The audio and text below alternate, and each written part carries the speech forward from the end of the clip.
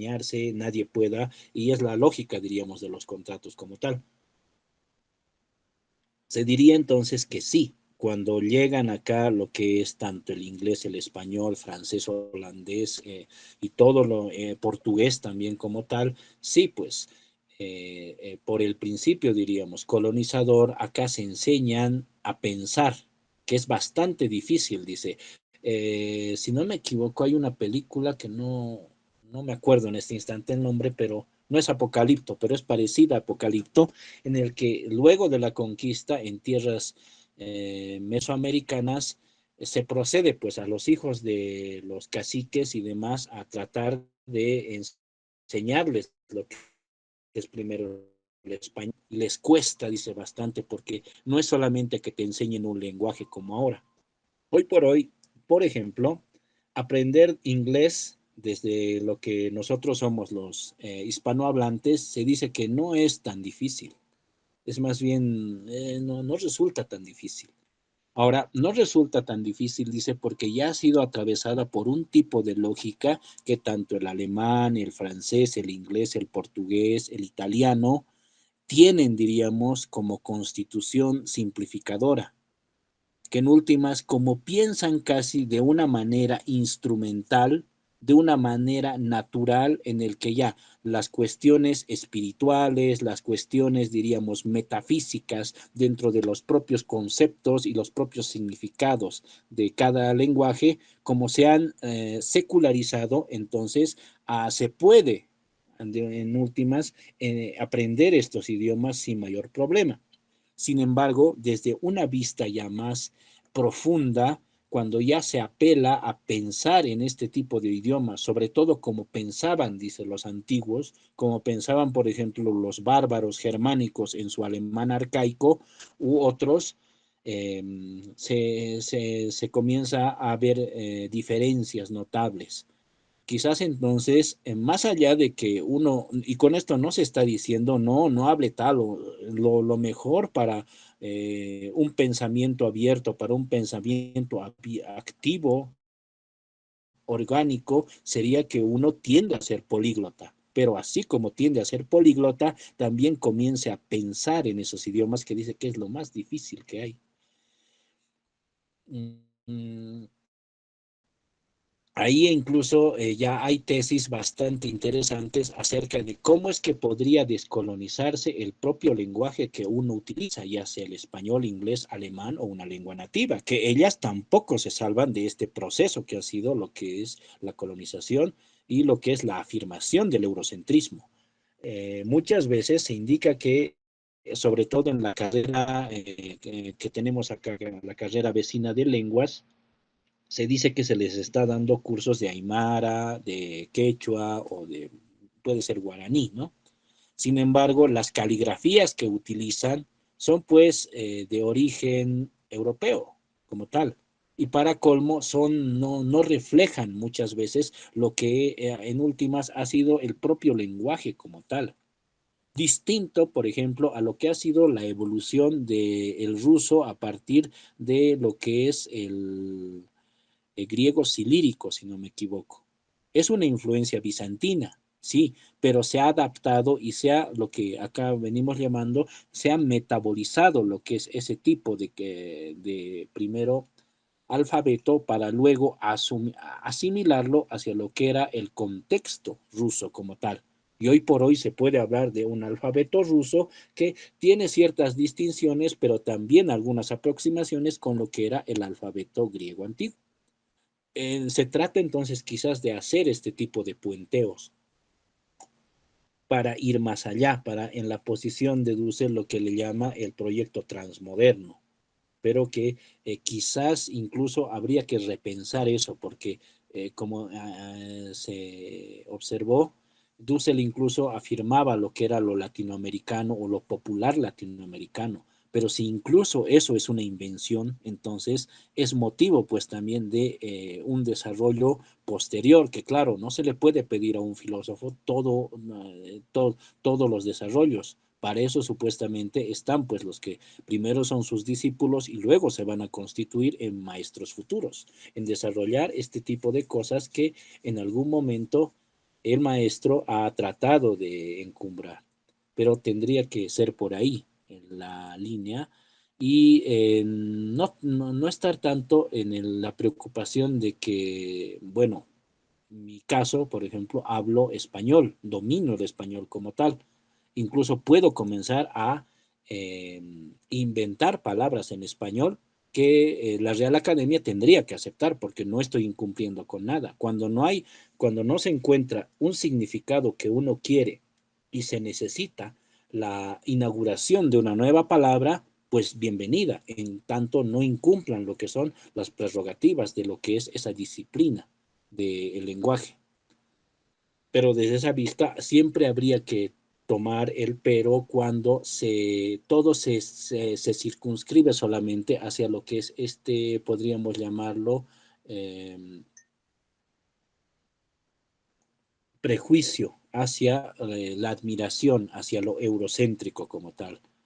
De ahí, por ejemplo, que muchos tengan esta tendencia hacia las modas europeas, las modas americanas, las modas occidentales, como tal, como por puro, diríamos, por pura inercia, porque ya las están utilizando ellos, es que nosotros ya las tenemos que comenzar a utilizar. ¿Dónde está por eso la razón en eso? Incluso en ejemplos como, a ver, no sé si alguno de ustedes ha visto alguno de estos documentales que hay acerca de las escaladas en los Andes, ¿no? Pero dicen, están haciendo alpinismo, pero el alpinismo viene de los Alpes europeos. ¿Cómo pueden estar haciendo alpinismo en los Andes o en el Himalaya?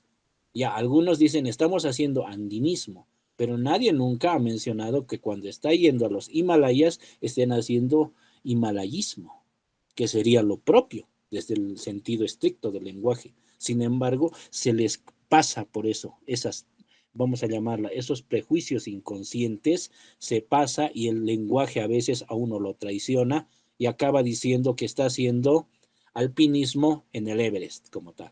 Pero es un buen tema que quizás para otro momento habría que desarrollar, como es que incluso dentro de los lenguajes hay pues este tipo de trampas, que a uno mismo diríamos, como quien dice, el pez muere por la lengua, por ahí también es que nos van performando y van desarrollando las capacidades sinápticas y de pensar otro tipo y otra manera de ver la realidad y de relacionarse con la realidad como tal.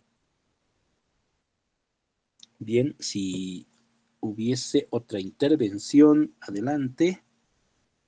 Y bueno, hasta mientras entonces, esto da también paso a algo que acá dejé pendiente, ¿no? De por qué este autor que les vine a mencionar acerca de por qué es que tenía este carácter, ¿no? Celarius, ¿por qué hace esta división y les pone el nombre de edades? ¿Debido a qué? Y bueno, haciendo un poco la disquisición, se hace notar de que está haciendo pues una especie de analogía con lo que son las edades de un cuerpo humano. Una edad infantil, una edad de, vamos a llamarla, adolescencia, en el que todo es un carnaval de feromonas y demás. Y por último, una etapa adulta o madura. La edad antigua corresponde a la edad infantil, incluso podríamos apoyarnos en esto en las tesis hegelianas, de que sí es la edad infantil, con griegos y todo, con Sócrates, Aristóteles y todo, con Imperio Romano y todo, esa es la etapa infantil, pero desde la vista eurocéntrica. La Edad Media vendría a ser, sí, esta etapa en la que ha pasado de todo, ha habido tiempos oscuros y todo, pero bueno, uno dice, claro, esto es el tiempo de los púberes. Ahí a veces, muchas veces hay rayazo y medio. Para que luego lleguen justo a la etapa que ellos están viviendo, la etapa moderna, como diciendo, esta es pues la etapa de las luces. Esta es la etapa en la que de verdad hemos madurado como civilización y de aquí en adelante ya solamente nos queda progresar, porque ahora sí ya sabemos.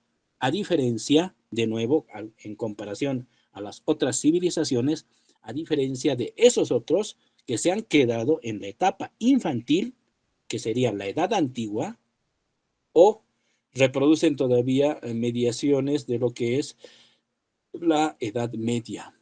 Y ahí también haciendo una imposición de un tiempo histórico focalizado en la parte regional europea, ni siquiera de todo el continente europeo, sino de regiones europeas para todo el mundo, diciendo que hubo una edad media en la parte, en la historia japonesa, hubo una edad media en la parte arábiga, en la parte musulmana, en la parte china, hindú y también en la parte nuestra.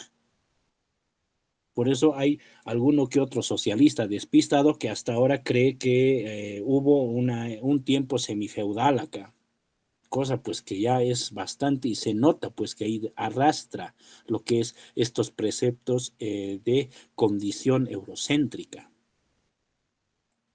El propio discurso los delata y se nota que están describiendo eso solamente de manual. Nunca se han puesto por eso a pensar seriamente si de verdad eso que están afirmando, qué tan real podría ser, si de verdad cuadra con la realidad o es que uno la está forzando y la está encajando para que pueda ser explicable desde sus tesis.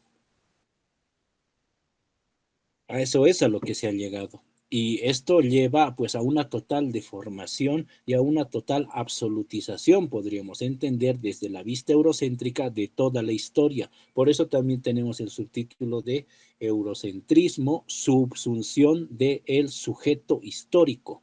Y la pregunta sería, ¿quién es ese sujeto histórico? Pues el sujeto histórico es cada civilización que ha desarrollado su propio sistema, incluso de historia, para entenderse como tal. Entonces, estos sujetos históricos, nosotros, desde la parte sudamericana, habríamos contenido un sujeto histórico que ha sido conquistado. La parte mesoamericana, también otro sujeto. La civilización china, hindú, la parte de lo que son los persas, la parte islámica, cada uno de ellos desarrolla otro propio sujeto histórico como tal.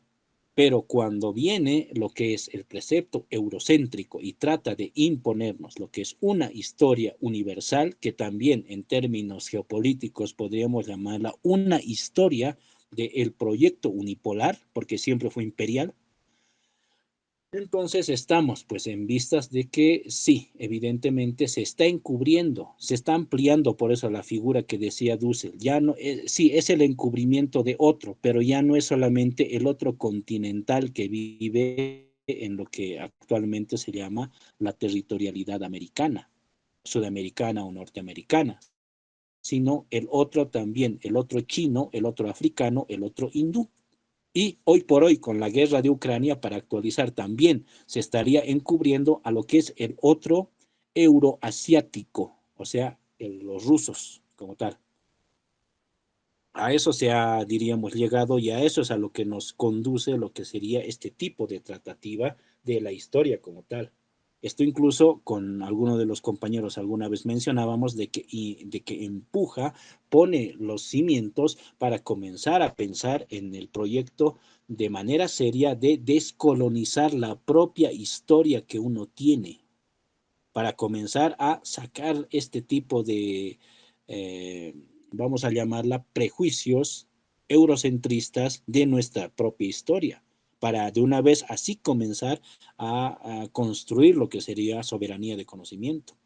Ya no solamente para nosotros o ya no solamente para por una cuestión de mera academia o solamente mera intelectualidad, sino para el proyecto de país, que hoy por hoy pues no nos está yendo muy bien, que digamos, no le está yendo bien ni a la región ni al mundo entero. Entonces se necesitan de nuevas propuestas para el mundo y para también nuestra realidad como tal.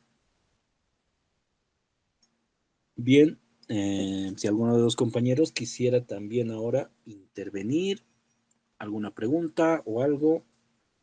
Este tema de lo que es el eurocentrismo tiene bastantes aristas. He encontrado incluso algunas fuentes que pues son bastante interesantes ya para comenzar a desarrollar todo aquello que ha sido la crítica a partir de esfuerzos como, por ejemplo, los de Samir Amin.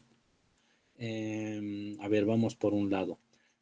¿Dónde es que comienza a desarrollar esta crítica y estas observaciones hacia lo que va a ser la posición eurocéntrica? Por un lado, la escuela cepalina es la que comienza a desarrollar con su